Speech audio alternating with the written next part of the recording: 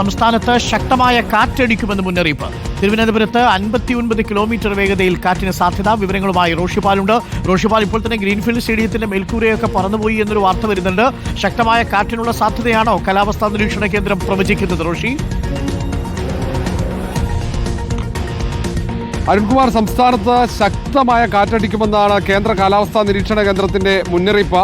അതിൽ ഒരുപക്ഷെ തിരുവനന്തപുരത്ത് 59 കിലോമീറ്റർ വേഗതയിൽ, ആലപ്പുഴയിൽ 54 കിലോമീറ്റർ വേഗതയിലും, വയനാട്ടിൽ 52, കാസർഗോഡ് 50 കിലോമീറ്റർ വേഗതയിലും കാറ്റടിക്കും. സംസ്ഥാനത്ത് വ്യാപകമായി ശക്തമായ കാറ്റടിക്കും എന്ന് തന്നെയാണ് കേന്ദ്ര കാലാവസ്ഥാ നിരീക്ഷണ കേന്ദ്രത്തിന്റെ ഏറ്റവും ഒടുവിൽ വന്നിരിക്കുന്ന മുന്നറിയിപ്പാണ്. അതിൽ ഇടുക്കിയിൽ 48 കിലോമീറ്റർ, കണ്ണൂരിൽ 46, എറണാകുളത്ത് 46, കാസർഗോഡ് 46, മലപ്പുറം 46, പത്തനംതിട്ട 44, തൃശ്ശൂരിൽ 43 കിലോമീറ്റർ, കോട്ടയത്ത് 41 കിലോമീറ്റർ. ഇങ്ങനെയാണ് കേന്ദ്ര കാലാവസ്ഥാ നിരീക്ഷണ കേന്ദ്രം സംസ്ഥാനത്ത് അടിക്കുന്ന കാറ്റിന്റെ വേഗത അവർ പ്രതീക്ഷിക്കുന്നത്. അതിശക്തമായ കാറ്റാണ്. സ്വാഭാവികമായും ഇത്തരത്തിൽ കാറ്റടിക്കുമ്പോൾ നാശനഷ്ടങ്ങൾ ഉണ്ടാകാനുള്ള അപകട സാധ്യതയുണ്ടെന്ന മുന്നറിയിപ്പ് കൂടെ വരുന്നുണ്ട്. ഒപ്പം തന്നെ സംസ്ഥാനത്ത് കാലവർഷം എത്തി എന്ന് തന്നെയാണ് കേന്ദ്ര കാലാവസ്ഥാ നിരീക്ഷണ കേന്ദ്രം പറയുന്നത്. അത് ഔദ്യോഗികമായ പ്രഖ്യാപനം അല്പസമയത്തിനകം തന്നെ ഉണ്ടാകും. ഒരുപക്ഷെ 15 വർഷത്തിന് ശേഷമാണ് സംസ്ഥാനത്ത് ഇത്രയും നേരത്തെ കാലവർഷം വരുന്നത്. അതിനൊപ്പം തന്നെ